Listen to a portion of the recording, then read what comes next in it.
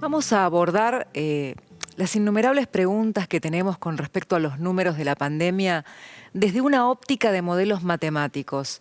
Por supuesto que nos dan un estimado, que tienen un margen de error, pero es una forma de tratar de aproximarnos a las posibilidades y utilizar un instrumento de la tecnología.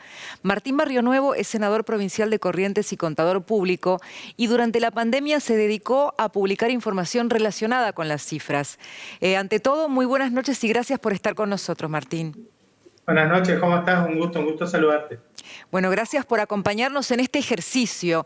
Y la primera pregunta, de acuerdo a estos cálculos matemáticos, sería ¿para cuándo se espera el pico de esta segunda ola que ya transitamos?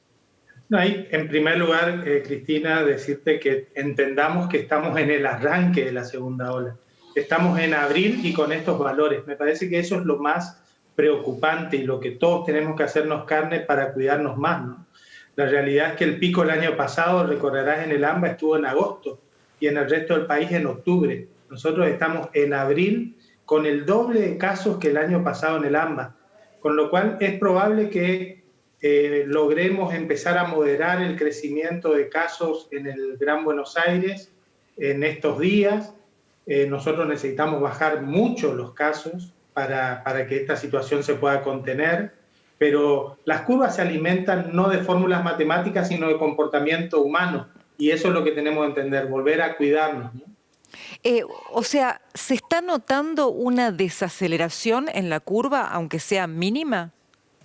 Sí, efectivamente, nosotros la semana pasada veníamos creciendo a un ritmo del 50% respecto a la semana anterior y hoy hay una desaceleración. Ahora lo que tenemos que entender es que estamos en niveles superiores a los 23.000 casos diarios de promedio, niveles que están fuera de cualquier escala, ¿no? Y eso está pasando, como te decía, en abril. No podemos pensar que acá, si nosotros logramos moderar la curva, pasamos la segunda ola, ¿no? La verdad es que los fríos intensos están por venir. Evidentemente el frío es un factor clave en lo que hace a la forma de vincularnos en los ambientes cerrados, con falta de ventilación, ¿no? Sin duda. Y en ese sentido, más allá de esta desaceleración, pero con la advertencia del frío, ¿cuáles son las provincias hoy de mayor riesgo sanitario?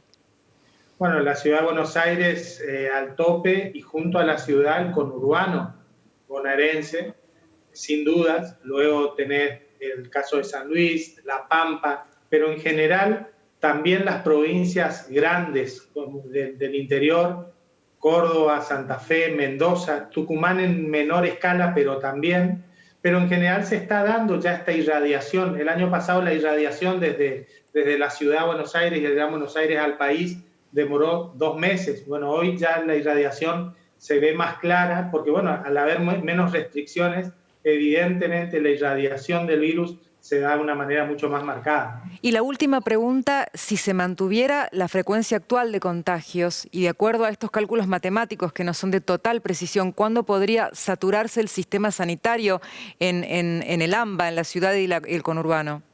Nosotros vemos ya hoy un sistema con un enorme estrés, ¿no? Esto de que haya que buscar camas en distintos lugares porque en un lugar no se consigue, nos muestra un estrés. Te doy un dato, Cristina. En la última semana a nivel país, 900 pacientes más en terapia intensiva que hace 7 días. Y en la ciudad de Buenos Aires, 100 pacientes más que hace 7 días atrás. Entonces, por eso te decía, con este nivel de casos, la ocupación en terapia intensiva va a seguir creciendo. Aunque lo estacionemos en este nivel de casos, va a seguir creciendo y por eso la necesidad de que todos nos demos cuenta que más allá de las diferencias que tengamos, tenemos que ponernos de acuerdo en cuidarnos y en cuidarnos mucho. Y finalmente se nota una baja en la edad de los internados que tal vez tenga relación con la cantidad de población de adultos mayores que ha sido vacunada. ¿Cómo lo puede evaluar desde la matemática en este caso?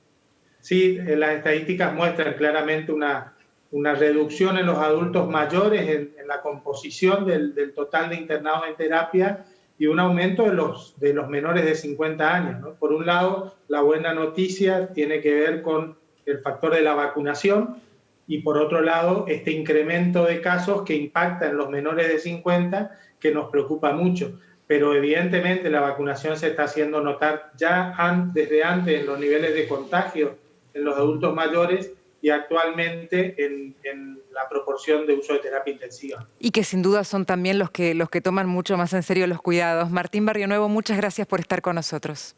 Ha sido un gusto.